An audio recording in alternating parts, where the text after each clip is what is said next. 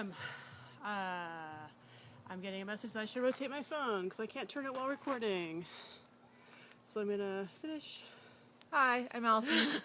By the way, this is Kirsten Weiss, sister and mystery author extraordinaire, who's having problems with her phone right now. Yeah, who's having problems with my phone. It told me to... Facebook Live is being a bear, like always. Sometimes it works. Sometimes it doesn't work. Well, it gave you an option that didn't give me today. Well, yeah, but at least it's not telling you to turn your... Yes, delete my video. Technical difficulties. Technical difficulties. But we're here to review Wilkie Collins, Woman in White, as soon as hers comes back online.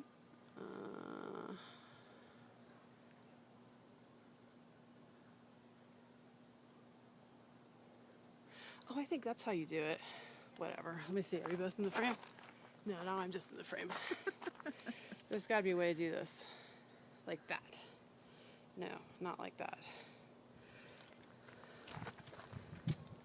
Okay. We'll both fit. We'll make it fit. We'll make it work. Okay. Make it work, people. For my peeps. Never mind. Welcome. I'm Kirsten Weiss.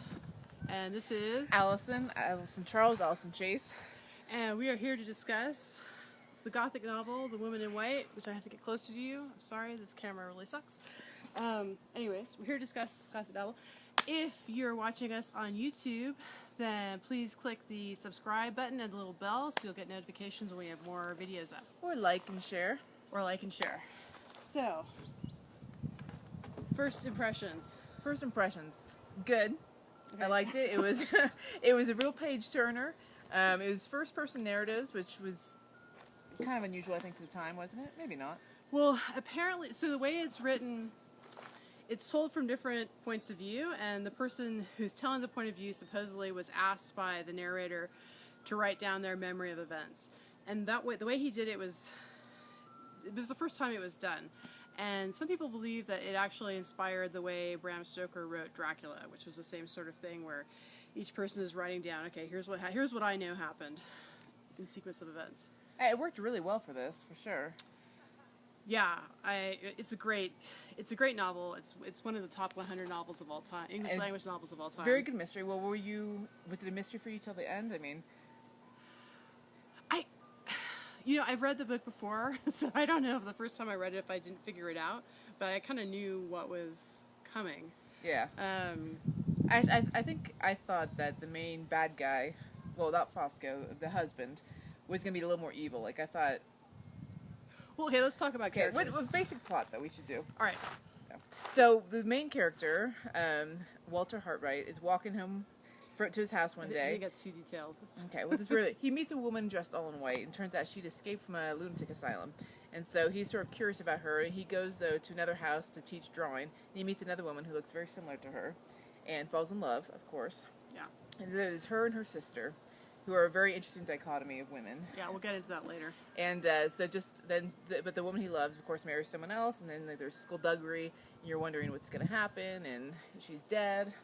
The woman in white keeps making appearances, and foreboding words of warning. I think we should just go through this. So yeah, is it a Gothic? So yes, we have a damsel in distress, for sure, which is Laura Fairley, and the woman in white. We have two damsels in distress. Yes. She's an orphan. Yes. Supernatural elements. Nothing. Not that I can think of. There's a lot of things that seem supernatural but aren't supernatural. So I'm gonna maybe leave a question mark for that one. They're definitely isolated from society. The house that they end up, they're in this old manor which had the wings that are closed off, and so we definitely have the atmosphere of decay. I say it's a castle. Yeah, let's just call it a castle. Because they actually say it used to be. There's a moat around it at some point. Yeah. There's a turret. It's a castle. There's lots of high drama and fainting. Yeah. What is women else? They get like a drop of water in them, and then they get really sick for a month. Yeah, what don't the like hell? That. No curse. Insanity. Well, yeah, there's insanity because... For sure. Yeah, definitely we got mental Woman in white is cray-cray. Foreboding, tons of foreboding. Extreme emotion. Yes. Oh, heck to the yeah. Another, people get extremely emotive and all of a sudden they get sick from it. Yeah. What? It's hard. Basically, Laura's trapped in a really horrible marriage and she's taken advantage of, and you don't know if she's murdered or anyways, you can't really say much about it without giving away the whole plot. Yeah. But it's a fantastic ride, I have to Yeah. say. It's a real page turner. The pacing is fantastic. I mean, Wilkie Collins. Again, it's another 600-page book. Yeah, but still, But you fly through it pretty good. Yeah, Wilkie Collins was the master of pacing. He was just amazing. He was actually, so Charles Dickens was his mentor, and I think he's better at pacing than Charles Dickens was. But one thing which he did really well also was the characterizations. Do you want to talk about that? What did you think of the characters? Yeah, especially when you got the first person. So, like, this minor character, there's an uncle for Laura Farley who's an invalid, and he's just this annoying character. But then you get to his first person account, and he's kind of funny. Yeah, he's hysterical. I mean, he does horrible things by just being so checked out, but, I mean... He's a hypochondriac. He's all about himself. He's very funny. What really got me... So there's two stepsisters. There's Laura Fairley... Half-sisters, excuse me. There's Laura Fairley, who's blonde and beautiful, and then there's Marion, who's her... not beautiful at all. She's ugly. But Marion is such a dynamic character. She's smart. She's heroic. I mean, she's the real hero of the story. And it was making me crazy because the Laura Fairley character, when you read it, is really one-dimensional. She's the only one-dimensional character in the whole book. I don't think she's one-dimensional. She's not three-dimensional. She may be two-dimensional, but she's a pretty flat character. I mean, the servants are brighter characters to me than Laura Fairley. And it was bugging me because Wilkie Collins is such a great writer. It's like, how can he make her character so... Ugh. And so I started researching it, and apparently when he was writing, it was just the beginning of a new Victorian heroine, which they called the New Woman. And so the New Woman was very adventurous and dynamic. She didn't need a man. She was a sexual creature, but she didn't necessarily need to get married. She was basically the feminist of the day. And so what he was doing, they think, was he was contrasting the old Victorian heroine in Laura Fairley, who was the fainting, more passive, what they call the angel of the house, who everybody loved. And she was like, all unpleasant emotions and all unpleasantness should be kept away from her because it was just too much for her frail constitution. And then contrasting that with the New Woman, a Victorian heroine, in her half-sister Marion. But though the angel of the house is the one who gets a happily ever after, and Marion, I mean, I'm not saying she's unhappy, but the hero you'd think could go for her, but no, he loves the it really made spineless. me mad. Only the evil mastermind is the one who appreciates Marion. Yeah, which was kind of cool, actually. And she actually kind of had a thing for him, too, in a way. And he was a genius. So in several points, he acknowledged this woman is my match. She's my if only. But So it was kind of cool. I kind of find the book we previously read, was The Mysteries of Udolpho, the heroine there, I think it's more of a feminist treaty than this one, because Marion, even though she's supposed to be this feminist, he related her to being a man. Like, all these things, like, if she were a man, she would have, punched this guy. She has a mustache. Yeah, a little mustache. She has her mannish umbrella that she carries with her. So it's like, it's not a true woman to me. It's like, she's like the male counterpart. Yeah, I don't know what Wilkie Collins was going for. Again, like, the New Woman was kind of mocked for being mannish in the Victorian era, but reading it, and I don't know how Victorians reacted to that character, but Marion is like the star of the show in my mind, not the woman in white and Laura Fairley, who are the two heroines, to me, seem more like objects of the book rather than the subjects of the book. And Marion is the one who's taking action, and she's fighting to save her sister and trying to solve the mystery, and she's with the hero. She's like the partner of the hero, and she's the true antagonist of the villain. Like, the villain is looking at Walter and it's like, oh, yeah, not even till the end. He has a little respect. Well, a little bit, yeah. But he doesn't consider Walter a threat. He considers Marion to be the threat to him throughout the whole thing. So it's from a again, I don't know what he was going for, but it's interesting the way he did it, and they're great characters. So really, there's a reason why this book is considered one of the top 100 English language novels of all time. It's considered one of the first mystery novels. I don't think it's the first mystery novel. I think maybe his book The Moonstone might have been the first full-length mystery novel. I know, but I was curious. He made some mention, as like an aside, one of the characters saying something about English romances. Like, this would be good fodder for all the upcoming English romance writers. So I'm curious, how many romances were being written back then? I need to read some of those. I don't know. I mean, apparently when the book came out, it was hugely popular, but the critics didn't like it. How many times have we heard that? Yeah. The critics thought it was garbage. But it was a big seller. It came out originally as a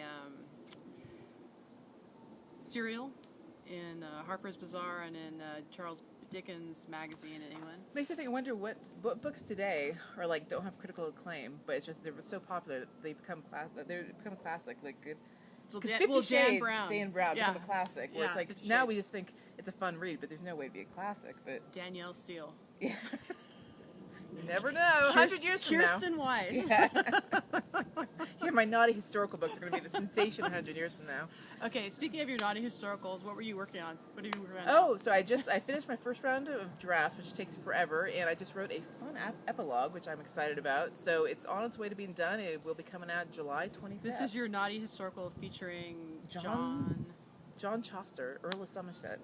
Yes, the fifth and last book in the Lords of Discipline series. I didn't say last. Well, I won't leave much to him, but the epilogue opens it for future hijinks, let's Okay, just say. good. Yeah, let's leave that open. Yeah. That's a good series. I mean, I'm not a huge romance fan. Don't have to apologize. No apologies But needed. I have to say, those are really good reads.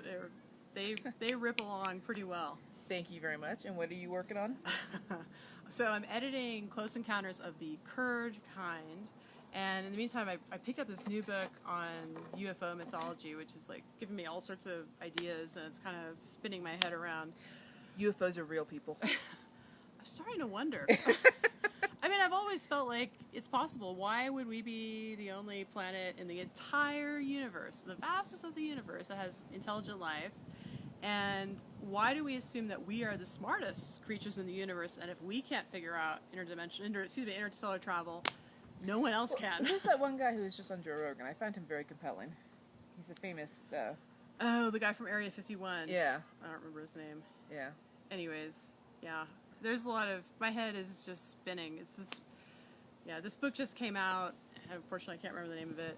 And this woman kind of... She's a... Anyways. Blah. It's amazing. And aside from UFOs, the most exciting news is we just saw a bear Yeah. run in front of our truck. When we were 20 driving minutes ago. home for the pie shop, Yeah. of all places. From Pi, of course. Yeah, all good things are associated with pie. Yeah, this little black bear just ran in front of the truck, and we didn't hit it. So our move to Colorado is all of a sudden very exciting. Yeah, I'm considering it a success. It's my first real bear in the wild. Although I don't know if you could consider the Rock Rimmon neighborhood the wild. Wild for us now. We're pretty Wild tame. kingdom. All right, so let me double check. Did I forget anything? I have to check my notebook. So what are we going to read next? Gosh. Did you like Castle of Otranto, since I kept mixing up that word? I think we probably should. I chose the last book, so we'll do Castle of Otranto. Okay. All right, so the next book, Castle of Otranto, I'm going to guess it's another 600-page tome. God. So we're probably not going to get a video out on it next week. That's just not I realistic. think we've been doing like once a month now, so I think it's Yeah, pretty these good. are big books. I know. We have Look at deadlines, books. people. But yeah, I would highly recommend Woman Who Write, Wilkie Collins. It's 99 cents on Kindle. I got Yeah. with cool original illustrations. Yeah, So, he's amazing. His characters, it's just amazing to me how he takes these minor characters and makes them so memorable. And each one is so different and so... yeah, just like it's the main perfect. bad guy, because there's two bad guys, but the main bad guy, and you just want to gut him. He's so evil, but he's Yeah. like in a good way. Like he's The villains... Oh, and that's one thing we didn't mention. There are actually four, let's call them antagonists in the story. Two of the antagonists are women, and they are very realistic, bad witches. bad ladies. So they're not like the main villains, but they are definitely villains in the book. So I mean, the male and female characters are both very well rounded, Yeah. and except for, I claim Laura Fairley, bleh. But I think She's he did a that gentler, intentionally. meeker character, but I don't know if that means you're less well-rounded. But And she goes she's out to the try to one- save her sister. But she's the one character in the book who doesn't even have a point of view. Yeah. Well, because It's her. The guy in love with her has a point of view. Her sister has a point of view. The maid has a point Because of view. the events were so traumatic that she blocked them out. Yeah. She couldn't relate them. Yeah, that's probably exactly it. I mean, Yeah. well, that whole thing again of the Victorian, the traditional Victorian heroine who these emotional events are too painful, we cannot think about them. Yeah. Sorry, we're getting off Oh, track. one other thing is like the Italians in both books. The Italians have been like the evil people. Yeah. I don't know what they had against Italians back in England back then, Yeah. but no good Italian. Well, there's one good Italian, but he wanted to be American in this book. that's And another- he wanted to be British, not American. Sorry, we really obviously didn't organize this. Another thing I wanted to say: bonus points for bringing in the secret society. Oh yeah, there was a secret Yeah, society. I like that a lot. We have a secret society. It's not on our checklist, so Yeah. take bonus points for that. Yes. So okay, so that is it. We'll next up is Castle of Otranto. Otranto. So have a great rest of your weekend. Be sure to like, share, follow. Talk to you guys later.